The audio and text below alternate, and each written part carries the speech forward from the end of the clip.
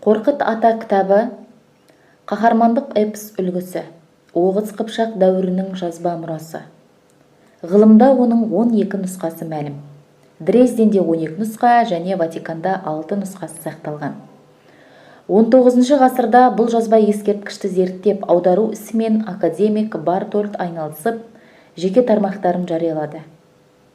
Кейін бұл аударма 1950 жылы Бакуде Деде Горгут, 1962 жылы Книга моего деда Куркута деген атпен жарық көрді.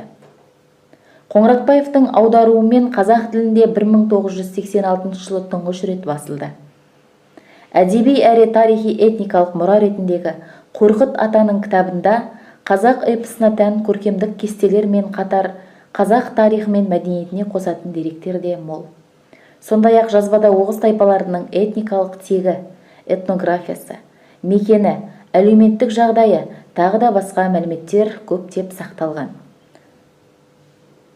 Қорқыт ата кітабы тұңғыш зерттеушісі неміс ғалымы Диц өзінің аталар сөз атты түркі мақалдарының жинағында Қорқыттың Оғыз ұрпағынан шыққан көп халықтардың әулие тұтатынын ескертеді.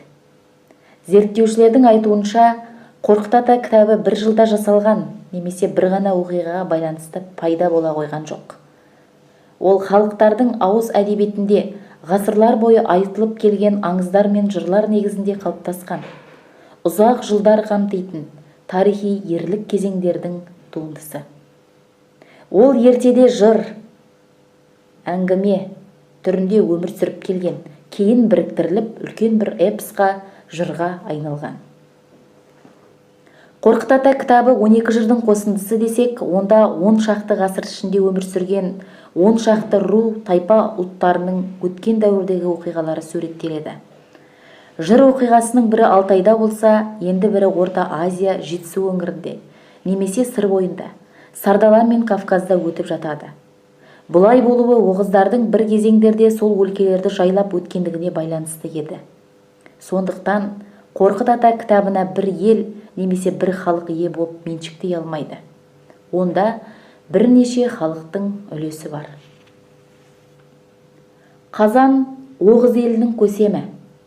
Кітап кейіпкерлеріне Бәмсі Байрақ, Қара Көне, Қара Бодақ, Қан Төрәлі, Қазан Салор, Ораз, сондай-ақ Аруз, Әмен, Әміран, Бисат, Қиян, Селжүк, Дондаз, Қаныққан,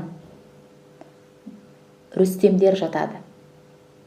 Қорқыт атаның кітабында Оғыз тайпаларының қонысына қатысты Тана, Танаис, Сырдария, Бану Шешек, Баршын Салар, Гүлбаршын, Баршын Дария, Баршын Кент, Камбура, Байбөрі секілді атауларда сақталған.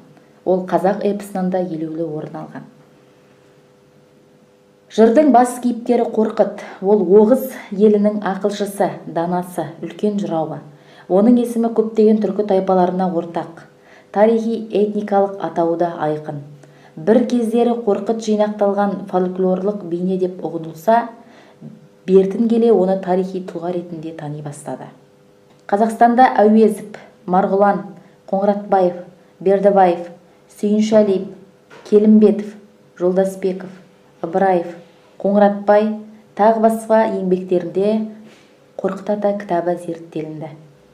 Кітаптың 1300 жылдығы 1999 жылы ЮНЕСКО тарапынан халықаралық деңгейде атап өтілді.